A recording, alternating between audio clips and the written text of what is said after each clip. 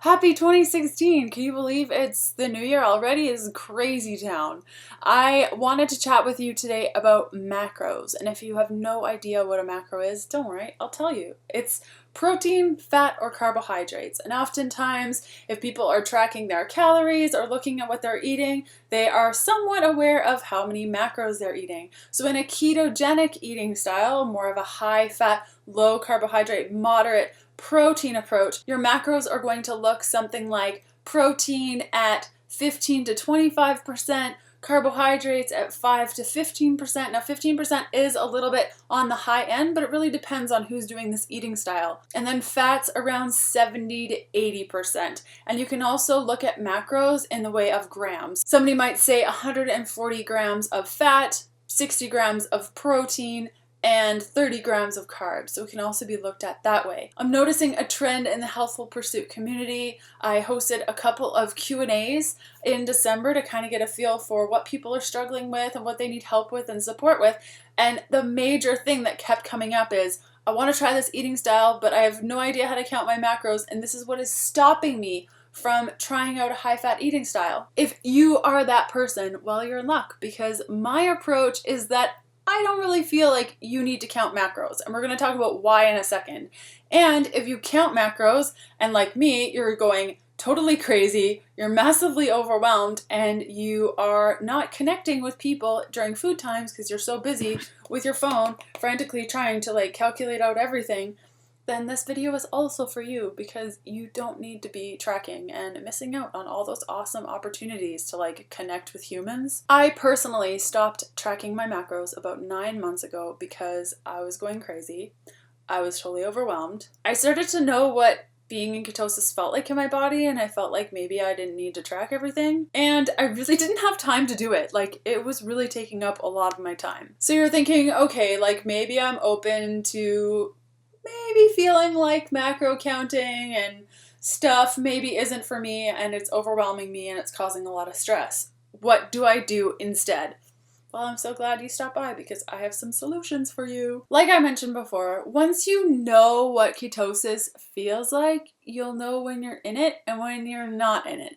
If you have no idea how to get there, something like my program, The Keto Beginning, I've included links up here and also below this video if you're watching on healthfulpursuit.com, that outlines exactly what to eat, when to eat, how to feel, how to get into it, and really how to become ketogenic without all of the counting. Now, there is a whole chapter on counting. You could totally skip over that part, follow the program for 10 days, and then if you're like, I don't even know what to eat after the 10 days, or if you're in a place where you've tried high-fat eating and you're just totally overwhelmed and you don't even know where to turn, but you have a somewhat idea of what's going on, just a little bit, then I just today, I launched a program called Balanced Keto, and it is a 7-day subscription meal plan service. So every Tuesday, you get your shopping list, all your recipes, everything that you need to eat ketogenic, high-fat, low-carb with a couple of carb ups sprinkled in for plateau busting and hormone regulation. So every Tuesday you get this in your inbox with variations if you're sensitive to FODMAPs and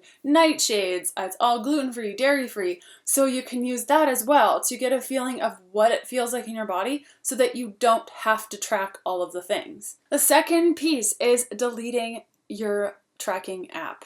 Yeah, I said it. You gotta delete it, remove it from your phone, start living your life. What you can do instead, and what I did when I was making the transition over to eating and listening to my body in a ketogenic eating style, was only tracking a couple of my meals per day. So I have anywhere between 2 to 3 meals in a day. So I took away one of the tracking for one of the meals, and I just ate to what my body felt like. And then the other 2 meals or 1 meal, I would track it. So it's sort of like baby steps. The other option is keeping a journal. So this is a journal that you carry around with you, just like you would with your tracking app on your phone, but you write down what you ate and how you felt. And then a week or 2 later, put it into a tracker and see how you did, and kind of see what your body naturally goes toward. And this is a strategy that would work really well once you know what ketosis feels like. So if you don't know what eating high fat feels like in your body, a good thing to do would be to follow one of my programs. Again, all the links up here for balanced keto and down below, as well as the keto beginning. And once you try those programs for a little bit, you'll know what ketosis feels like. You won't be tracking anything during that time. You won't be going crazy over macros and having to call restaurants in advance to like get their menu so that you can put it into your calculator, or like hiding in your pantry and calculating out everything. Like, these are all things that I did. So you won't have to deal with the craziness, and you can get all the benefits of eating high fat, low carbohydrate without going totally bazonga crazy by following these programs. And then once you get a feel for what it feels like, your body can really take over.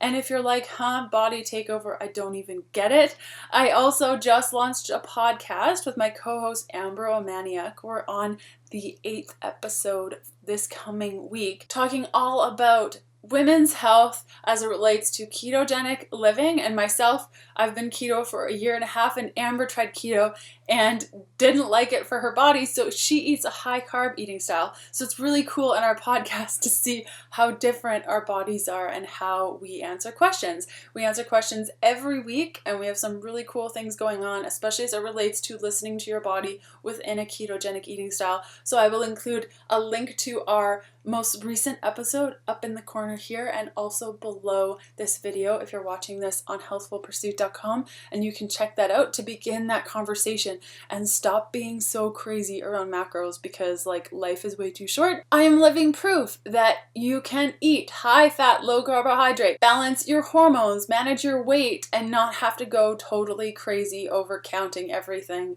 and removing yourself from civilization when it comes to your eating practices. I hope that was helpful, and I will see you next Sunday. Bye!